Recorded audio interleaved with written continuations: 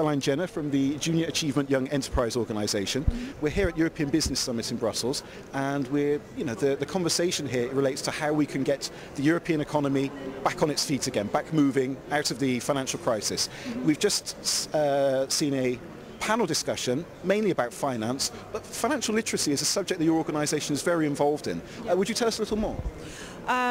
Well, financial literacy is extremely important when you're trying to educate young people about how the business world works. What they really want to know is how the money moves. Where does it move? Why does it move? And how can they manage it when they're running their businesses down the road? I think what's amazing is that here today we haven't heard anything. There is no panel about education. There is no discussion about financial education. There is nobody looking at the long-term impact of not teaching the next generation this kind of thing. And it's not just about literacy. It's not like just understanding what a credit card is or understanding what how credit works, how debit works. It's not that. It's actually understanding your own ability to manage your money as an individual, as an autonomous person, and make your livelihood sustainable down the road. Okay, now this conversation about education really, I would think, links in very closely to the innovation discussion relating to EU 2020 that's going on right now. Yes. Infrastructure, education, higher education must be very important. What are your thoughts on this? Well, absolutely. We all know young people are creative. We all know they have very fresh ideas. And the younger that they can be encouraged to cultivate those and maybe go places with them, the better. I also think that they need to be taught in a safe environment, like a school, like a classroom, how to be entrepreneurial so that they don't take an unfair risk. They learn how to do it in a place where they can, and if they fall on their knees or their head, that's okay. They get up, scrape themselves off, and they keep going. That's how you build entrepreneurs.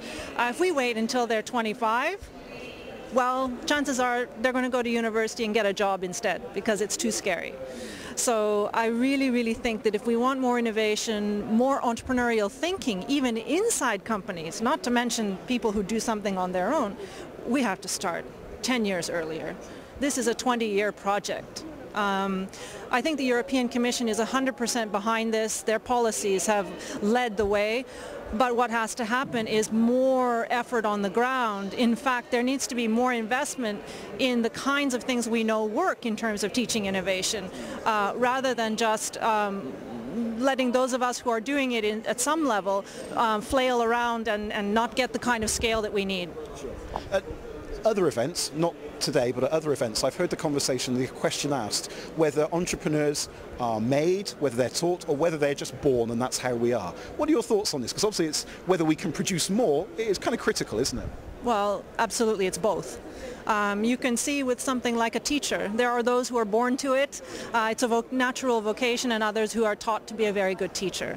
The same thing with entrepreneurs. There's always going to be a percentage in the population. We already know that. In Europe, I think it's 5-6% who naturally become an entrepreneur. They want to, it's their choice.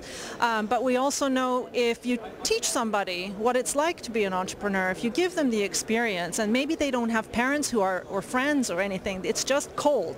You teach them, we know that we can double or triple or quadruple that number. So I think if you do something, you'll create more. If you don't do anything, it'll stay the classic 5-6%. I see. Very interesting. Caroline Jenner, thank you very much today. Thank you.